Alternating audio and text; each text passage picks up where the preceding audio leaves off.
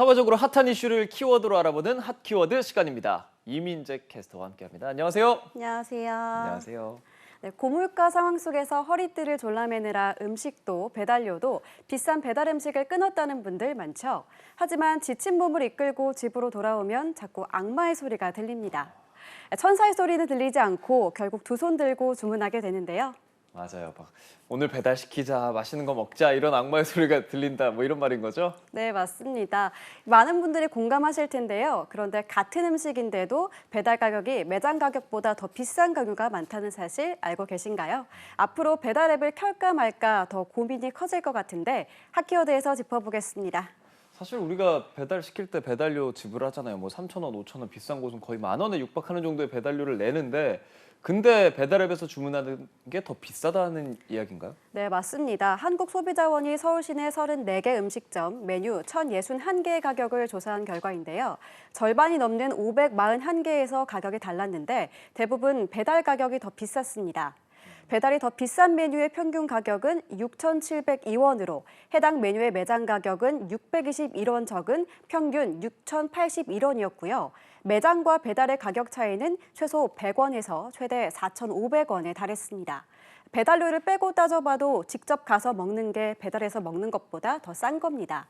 특히 분식점의 경우 80%가 매장과 배달 가격을 다르게 운영하고 있습니다. 매장에서 먹으면 뭐 설거지도 해야 되고 인건비도 내야 되는데 오히려 매장에서 먹는 게 더 싸다라는 건 저는 전혀 몰랐던 내용이거든요. 네, 평균적으로 배달앱 가격이 10% 더 비쌌는데요. 가장 큰 문제는 이 가운데 65%는 가격이 차이가 날 수 있다는 사실을 소비자들에게 알리지 않았다는 겁니다. 그렇다 보니 소비자들은 같은 가격인 줄 알았다가 뒤통수를 맞은 셈이죠.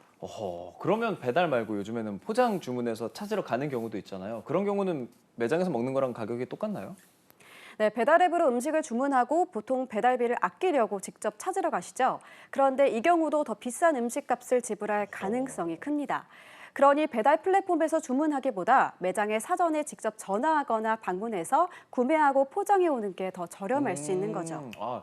소상공인 입장에서도 이렇게 할 수밖에 없는 이유가 있을 것 같은데 지금 얘기하는 거 들어보니까 아마 이 플랫폼에 대한 이야기일 것 같아요. 네, 맞습니다. 소상공인들은 배달앱을 이용하려면 중개수수료와 배달 비용을 추가로 내야 하는데 음식 가격을 똑같이 받을 수는 없다는 겁니다.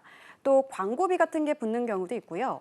그렇다 보니 배달앱으로 들어온 주문은 오히려 남는 게 없다고 하소연하기도 합니다.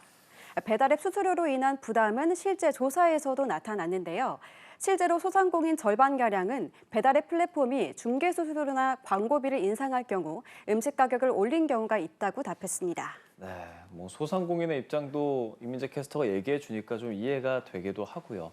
근데 사실 가격이 다를 수 있다라는 걸 얘기만 좀 해줬으면 괜찮았을 텐데 플랫폼에서는 아무래도 수수료가 있으니까 얼마 정도 더 비싸요. 이 정도만 말해줬어도 지금처럼 좀 억울하지 않았을 것 같거든요. 네, 그렇죠. 사람이 알고 손해보는 거랑 그렇지 않은 건 차이가 큽니다. 같은 메뉴를 배달료까지 내고 영문도 모르게 더 비싸게 먹어야 하는 소비자들은 억울할 수밖에 없는데요.